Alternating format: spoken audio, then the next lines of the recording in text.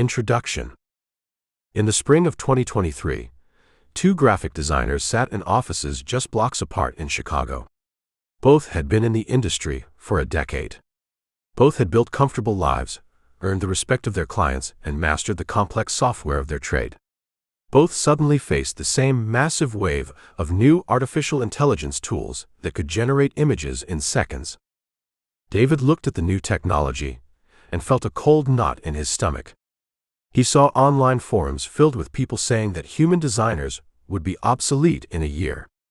Out of fear, David ignored the tools. When his clients asked if he used AI to speed up his work, he proudly said no. He believed his human touch was all that mattered, and he refused to touch what he saw as a threat to his livelihood. Within 6 months, David's clients began to drift away. They did not leave because they wanted worse art. They left because they found other designers who could deliver projects in days instead of weeks for half the price. Robert felt the same fear, but he made a different choice. He opened the new software. He tried it, failed, got frustrated, and tried again. He did not let the tool do the creative work for him. Instead, he treated the AI like an incredibly fast, slightly messy apprentice. Robert taught the tool his style, corrected its mistakes, and used it to handle the boring, repetitive parts of his job, like resizing images and sorting color codes. By winter, Robert was taking on double the clients, charging premium rates for his strategy, and working fewer hours than ever before. Both men started with the same skills, the same fear, and the same market. Only one of them learned to conduct the machine. In 1997, the world champion chess player Garry Kasparov sat across from a supercomputer named Deep Blue. The machine could calculate 200 million chess positions per second. It was a triumph of brute force calculation, and Deep Blue won the match. People panicked, believing that human intelligence had been defeated by silicon and wires. But Kasparov realized something profound. The computer was not thinking in the way humans do. It was simply using raw power to find the best mathematical move. This realization led to a new kind of chess called centaur chess. In these matches, human players work alongside chess software. A human and a computer working together can easily defeat the most powerful computer alone, and they can defeat the strongest human alone. The true peak of performance is not human or machine. It is the collaboration between the two. Many professionals today find themselves in David's shoes. They look at the sudden rise of artificial intelligence and feel an overwhelming sense of worry. They worry their jobs will vanish. They worry their hard-earned skills will no longer matter.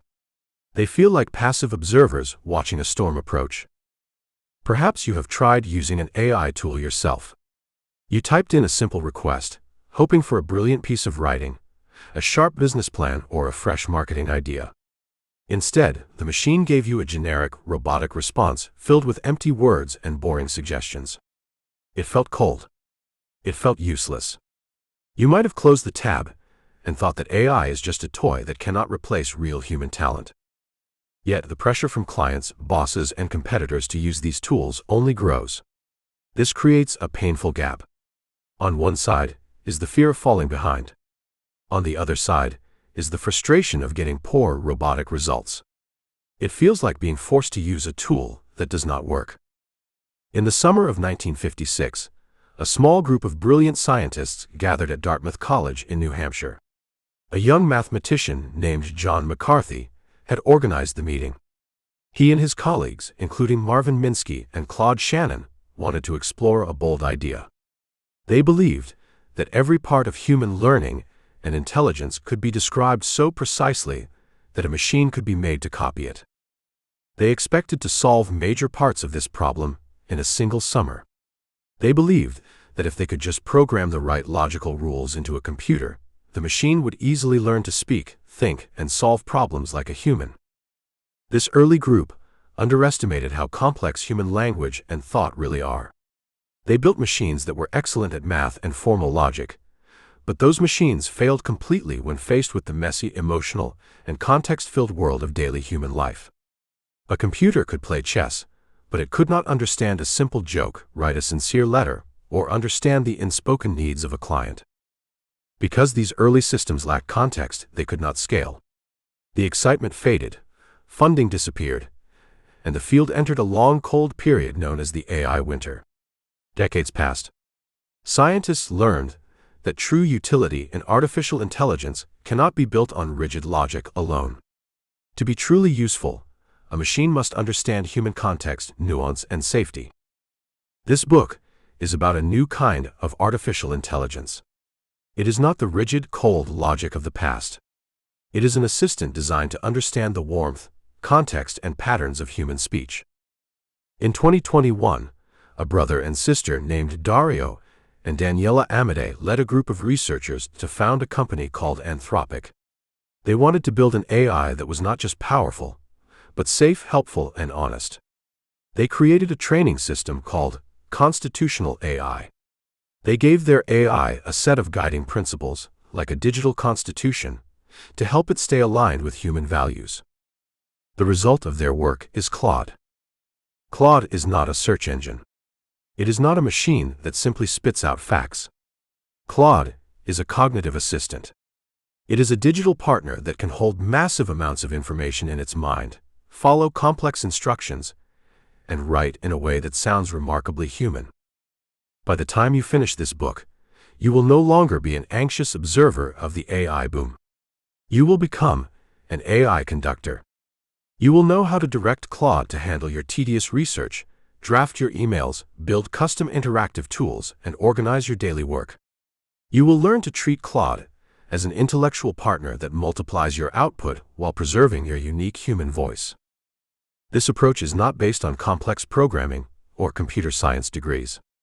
It is based on years of testing, researching, and working with professionals who went from 60-hour workweeks to 30-hour workweeks simply by changing how they talk to technology. In a quiet, cluttered spare bedroom office in Austin, Texas, Sarah Jenkins sat staring at her computer screen. Sarah is 34 years old. She is a freelance marketing copywriter and content strategist. She is also a mother to a high-spirited 5-year-old boy named Leo, and her husband Mark teaches high school biology. For years, Sarah loved her freelance life. She loved the freedom of working from home and the pride of writing sharp, creative copy for her clients. Lately, that pride had been replaced by a quiet, steady panic. Sarah's monthly income was dropping. 2 of her regular clients had recently told her they were pausing their contracts because they wanted to try using cheap AI tools to write their blog posts. She felt her career slipping away, replaced by machines that she believed had no soul. One night, after Leo was asleep, Sarah sat at her kitchen table. The house was quiet, save for the hum of the refrigerator. She stared at a blank Google Doc, holding a mug of cold coffee. She felt exhausted. Her wrists ached from typing, and her mind felt completely drained. She decided to test one of the popular AI tools her clients kept talking about. She opened a browser tab and typed a simple prompt: write a blog post about email marketing. She hit enter. A few seconds later, the screen filled with text. Sarah read the output, and a wave of relief mixed with disgust washed over her. The writing was awful. It was full of boring cliches, repetitive sentences, and empty business jargon. It began with the phrase, "in today's fast-paced digital world," a phrase she had deleted from her own drafts 1,000 times. It read like a bad textbook written by a robot. Sarah closed the tab with a snap. She felt validated, believing that AI was useless for high-quality creative work. But as she looked at her bills, the fear returned. Her clients might not care that the AI output was bad. They might just want to save money. She felt stuck in a trap, convinced she was not a tech person and that she could never use these tools without losing her creative standards. The path from Sarah's late-night despair to professional freedom is not about learning how to write code. It is about learning how to communicate. The journey begins with looking under the hood of Claude.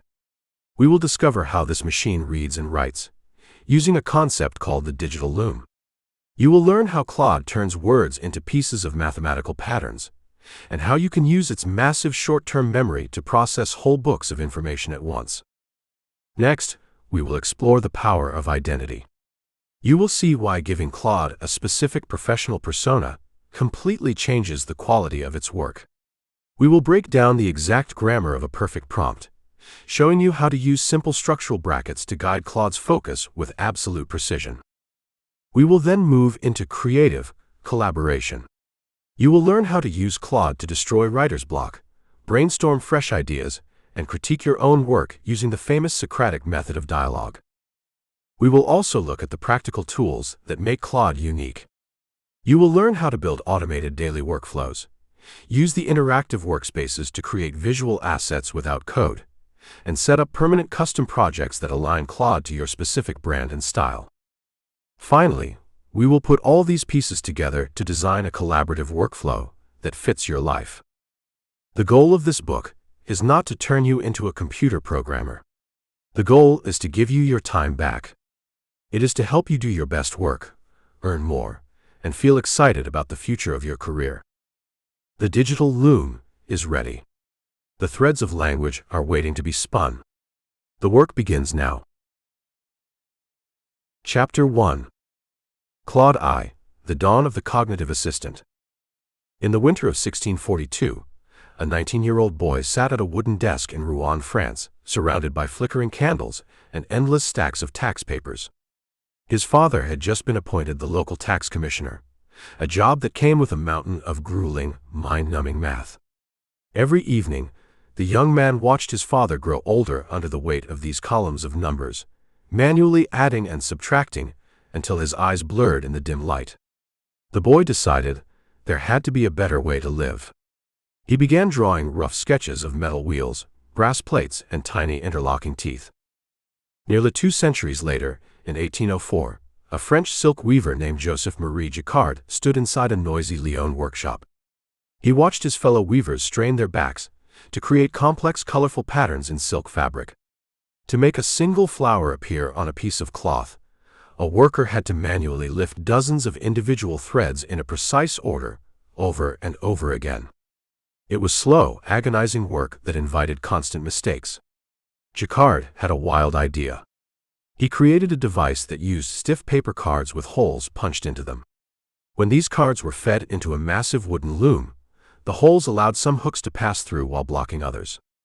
Suddenly, the loom could read the cards and weave beautiful, intricate floral tapestries all by itself. At first glance, a teenage boy tinkering with brass gears in 17th century France and a silk weaver punching holes into cardboard in 19th century Lyon have nothing to do with each other. Yet, they were pulling on the exact same thread of human history. Both men were trying to capture human thought, rhythm, and movement inside physical objects. They wanted to free the human mind from repetitive mechanical tasks so people could focus on what truly mattered: creativity, strategy, and connection. Today, that same thread has woven its way into the screen of your computer or phone.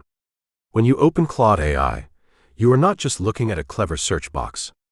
You are standing in front of a modern, digital version of Jacquard's loom. Instead of physical silk threads, this new loom weaves words, ideas, and logic. And instead of stiff cardboard punch cards, it uses your instructions to create beautiful tapestries of thought. The struggle of the clockmakers. The road to building this digital loom was not smooth. When Blaise Pascal, the young Frenchman staring at his father's tax papers, began building his mechanical calculator, he ran into a wall of doubt. He called his invention the Pascaline. It was a beautiful brass box filled with gears that turned like the hands of a clock. When you turned a wheel to add a number, the gear would spin, and a clever little mechanism would carry the tens to the next wheel automatically. Pascal's design was brilliant, but the local clockmakers in Rouen could not understand it. They had never built anything with such tight tolerances. They laughed at his drawings, and when they tried to build the parts, the gears jammed and broke. Even worse, the public was terrified of the Pascaline. Professional human calculators, people who made their living doing manual arithmetic for merchants and governments, feared the brass box would make them obsolete. They spread rumors that the machine was untrustworthy, a trick of magic, or a threat to honest work. Pascal did not give up. He spent years refining his design, building over 50 different models until they worked flawlessly. He proved that human mental labor could be shared with physical machinery. Reflecting on his success, Pascal wrote that his arithmetical machine produced effects that approached nearer to thought than all the actions of animals. He did not mean the machine was alive. He meant that logic and calculation could be structured so beautifully that a physical object could mimic the human mind. In 1843, a brilliant mathematician named Ada Lovelace took Pascal's realization even further. She was studying the designs for the analytical engine, a massive, steam-powered mechanical computer designed by her friend Charles Babbage. While Babbage saw his engine as a tool for calculating pure numbers, Lovelace saw something much larger. She remembered the lesson of the Jacquard loom. Lovelace realized that if a machine could manipulate numbers based on structured instructions, it could manipulate anything that followed rules, including music, art, and language. She famously wrote that the analytical engine weaves algebraic patterns just as the Jacquard loom weaves flowers and leaves. She understood that machines did not need to be alive to help us create. They simply needed a human being to give them structure, direction, and purpose. For over 150 years, scientists tried to build Lovelace's dream using rigid mathematical logic. They programmed computers with millions of strict rules, telling them exactly how to respond to every possible input. But human language is not like a math problem. It is messy, emotional, and full of double meanings. A computer programmed only with rigid rules would always sound stiff, robotic, and cold. To make a machine that could truly understand us, we had to stop teaching it rules and start teaching it how to pay attention. The spark of attention. In 2017, a team of researchers at Google published a short scientific paper with a bold title, "Attention is all you need." This paper introduced a new computer design called the transformer architecture. It changed the world of artificial intelligence forever. Before this breakthrough, if a computer tried to read a sentence like, "The bank of the river was muddy," it would look at each word one by one. By the time it reached the word muddy, it had already forgotten the context of the word bank. It might assume the sentence was about a financial institution with dirty floors. The transformer architecture solved this by introducing a mechanism called self-attention. Instead of reading words like a train on a track, one after the other, the computer could look at every word in a sentence simultaneously.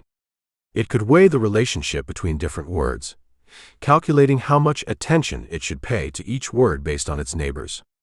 In our river sentence, the computer would instantly connect bank with river and muddy, realizing that bank meant the edge of a body of water. This breakthrough allowed computers to read and write with a level of nuance, tone, and flow that had never been seen before. It laid the foundation for large language models, the technology that powers Claude AI. Claude, developed by a safety-focused company called Anthropic, is a direct descendant of this technology. Claude was trained by reading billions of pages of human text, from classical literature and scientific papers to computer code and daily conversations. Through this training, Claude did not just memorize facts. It learned the deep, invisible patterns of human communication. It learned how words cluster together, how arguments are structured, and how emotional tones shift. When you type a message to Claude, it doesn't search a database like Google does. Instead, it uses its attention mechanisms to analyze your prompt, predict the most logical, natural, and helpful sequence of words to follow, and weave them together in real time. It is a cognitive assistant that operates not through brute force calculation, but through an incredibly deep understanding of pattern and context. A quiet revolution in Austin. To understand how this feels in daily life, we have to travel to a small kitchen in Austin, Texas. Sarah Jenkins sat at her wooden kitchen table, staring at her laptop screen through a haze of exhaustion. It was past 9 at night. Her 5-year-old son, Leo, was finally asleep, and the house was quiet except for the low hum of the refrigerator. Sarah was a freelance marketing copywriter, and lately she felt like she was drowning.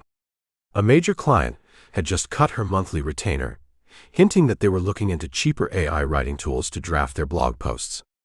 Out of fear and desperation, Sarah had tried using some of the popular AI generators on the market. She had typed in a basic prompt, "Write a blog post about email marketing." The result had been awful. The tool spit out a generic, cliché-filled listicle that sounded like a cheap textbook. It used words like delve, synergy, and moreover in every paragraph. It had no soul, no voice, and no real value. If this is the future, Sarah had thought, closing the tab in frustration, my clients are going to replace me with a machine that produces absolute garbage, and I will have to find a new career. She felt defeated, cynical, and deeply anxious about her family's financial future. There was a soft knock on her back door. It was her neighbor, Dave, a software developer who often dropped by to share a cup of tea.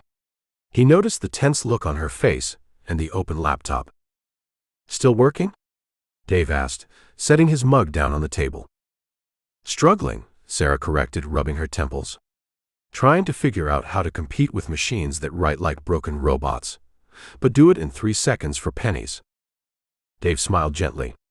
"You're using the wrong machine, Sarah. Or rather, you're treating the machine like a vending machine instead of a partner. Have you tried Claude?" Sarah sighed. "They're all the same, aren't they? You put in a prompt, and it spits out generic marketing fluff.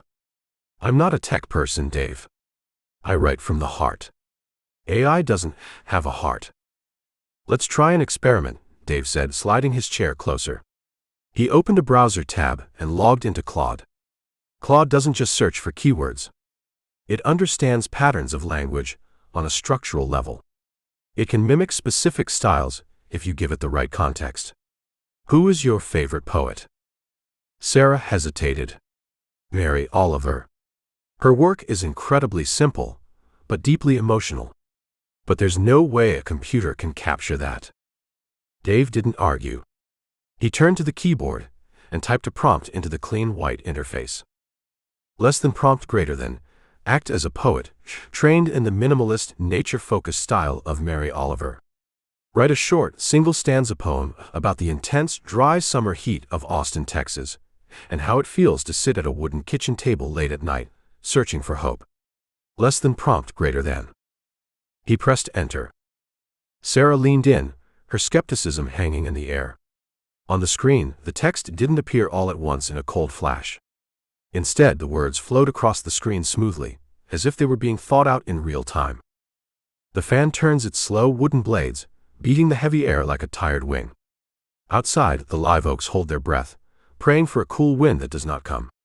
And here, at the table, the pine wood is warm under my wrists, a quiet witness to the small, stubborn light we keep burning against the dark." Sarah stared at the screen. The room was perfectly still. She read the lines again, her thumb tracing the edge of her laptop. "That's..." She paused, searching for the word. "That's actually beautiful. It's not a list of facts about Austin or heat. It captured the quietness of the night. It felt human." "It felt human because it was trained on human expression," Dave said softly. "It didn't write that because it feels warm or anxious. It wrote it because it understands how human beings express warmth and anxiety. Claude is a digital loom, Sarah. But you are the weaver. If you feed it cheap plastic thread, you will get a cheap plastic blanket.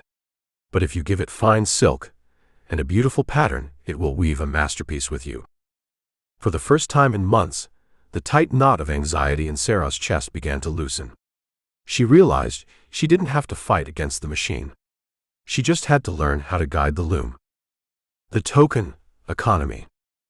To guide this digital loom effectively, we must understand how it processes our words. When you type a sentence into Claude, it does not see letters or words the same way we do. Instead, it breaks your text down into tiny digestible chunks called tokens. You can think of tokens as the individual threads that Claude weaves together.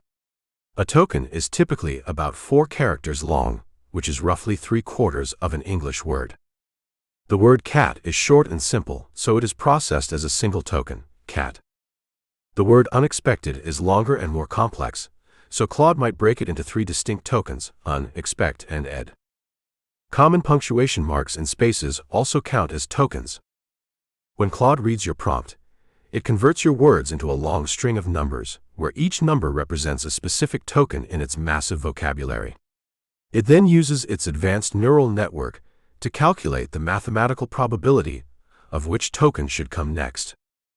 Imagine you are playing a game of word association, and someone says the phrase, "a cup of hot." Your brain instantly calculates the most likely words to follow. You might think coffee, tea, or cocoa. You are highly unlikely to think concrete, bicycle, or gravity. Claude does the exact same thing, but on a massive scale. It looks at the tokens you have provided, looks back at everything it learned during its training, and predicts the next token. Once it selects that token, it adds it to the sentence and predicts the next one, repeating this process hundreds of times in a fraction of a second. This token-based system explains why Claude is so incredibly fast, but it also reveals why the structure of your prompts matters so much. If your prompt is vague, disorganized, or filled with contradictory instructions, Claude's mathematical predictions will become muddy and unfocused.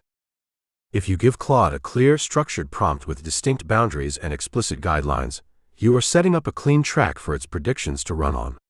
You are selecting the colors and weights of the threads before the loom begins to spin. The infinite library, understanding the context window.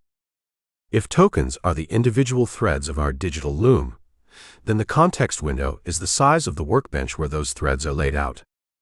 Every time you start a conversation with Claude, it reserves a portion of its digital memory to hold all the information relevant to that specific chat. This memory space is called the context window. It includes the instructions you have written in your prompt, any files, documents, or data tables you have uploaded, the previous responses Claude has generated during that specific conversation. In the early days of artificial intelligence, context windows were tiny. They could only hold a few hundred words at a time. If you asked an early AI tool a question, and then wrote a long follow-up message, the tool would completely forget what you had talked about just a few paragraphs earlier. It was like trying to collaborate with a partner who had a 5-minute memory. Claude changed everything by introducing a massive context window. Claude can hold up to 200,000 tokens of information in a single conversation.